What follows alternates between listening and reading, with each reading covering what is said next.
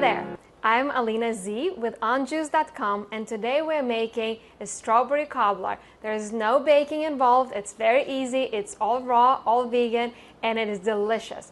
What we're going to need is 3 cups of strawberries and a cup of dates, a little bit of flax seeds, vanilla powder, salt, a half a cup of pecans, almonds, and walnuts, half a cup of each, and a half a cup of dates.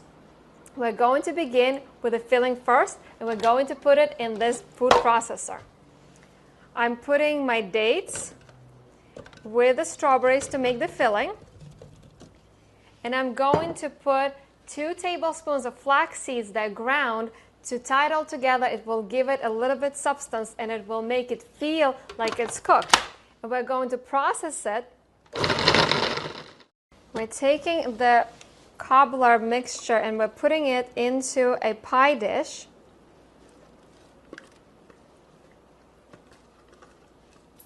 Next step is making the topping. I rinsed my food processor and now I'm going to add the dates for the crust and the 3 types of nuts. You're getting great fats in there. There's omega-3 in there for your brain, for anti-inflammatory. There is plenty of calcium and vitamin E. I'm adding vanilla powder and about a half a teaspoon of salt because it will give that buttery feeling to our crust. And then we're going to process it as well to make it a little bit of crumble. I usually do it halfway in between so it still has a crumble and you can still see pieces of the nuts. And you can just layer them on top of your strawberry cobbler.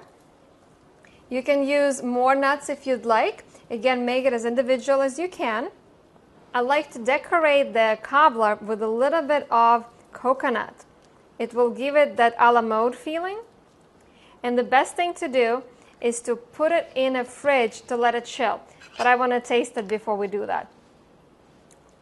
It's delicious. Try it, enjoy it. It's really good for you and it tastes amazing. Bon appetit!